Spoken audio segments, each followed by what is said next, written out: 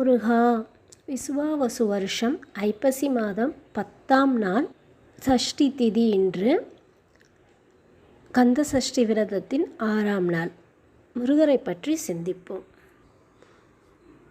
உருவாய் அருவாய் உளதாய் இலதாய் மறுவாய் மலராய் மணியாய் ஒளியாய் கருவாய் உயிராய் கதியாய் விதியாய் குருவாய் வருவாய் அருள்வாய் குகனே. இந்த முருகப்பெருமான் உருவம் கொண்டவன். அவனுடைய உருவம் நமக்கு எல்லோருக்கும் தெரியும். 6 முகங்கள் உண்டு, 12 தோள்கள் உண்டு. இது போன்று உருவத்தை உடையவன் உருவாய். அருவாய் உருவமற்றவனாகவும் அவனுடைய குணம் பற்றி நமக்கு தெரியும். போர்க்கடவுள், தீயவைகளை அழிப்பதற்காக வந்த அருவாயும் இருப்பவன். உளதாய் இலதாய் முருகப்பெருமான் இருக்கிறார், கடவுள் இருக்கிறார் என்பவர்களுக்கு உளனாகவும் இருப்பவராகவும், இல்லை என்பவர்களுக்கு இல்லாதவனாகவும், மலராய் மறுவாய் மலர் பூவாகவும் அதனுள் இருக்கும் மனமாகவும் வாசமாகவும் இருப்பவன். மணியாய் ஒளியாய் மாணிக்கமாகவும் அதன் ஒளியாயும் இருப்பவன். கருவாய் உயிராய்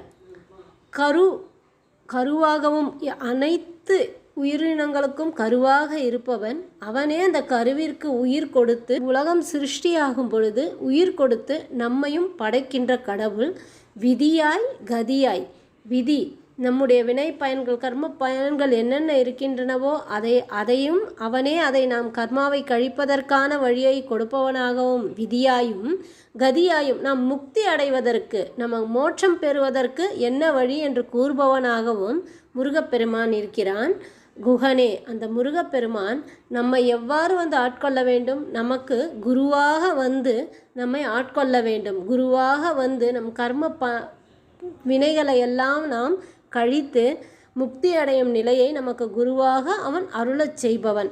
அதாவது இந்த உலகத்தில் இருக்கும் எந்த பொருளாகவும், அது உருவமுள்ள பொருளாகவும் உருவம் இல்லாத பொருளாகவும் இருக்கும் என்றாலும், கண்ணிற்கு தெரிவதாக இருந்தாலும் தெரியாததாக இருந்தாலும், வெறும் மனமாக வாசமாக இருந்தாலும் ஒளியாக இருந்தாலும், எல்லாம் இந்த உலகத்தில் இருப்பது எல்லாமே குகனே அவனுடையதே தான்.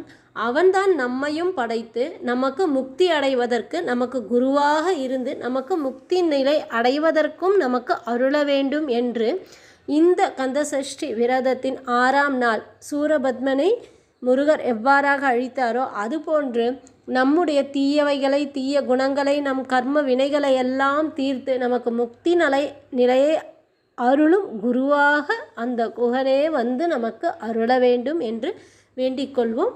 மீண்டும் இந்த பாடலை பார்ப்போம்.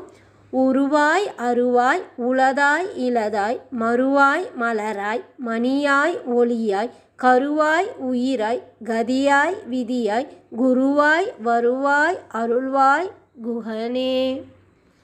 முருகா சரணம், முருகா சரணம், முருகா சரணம். ஓம் முருகா.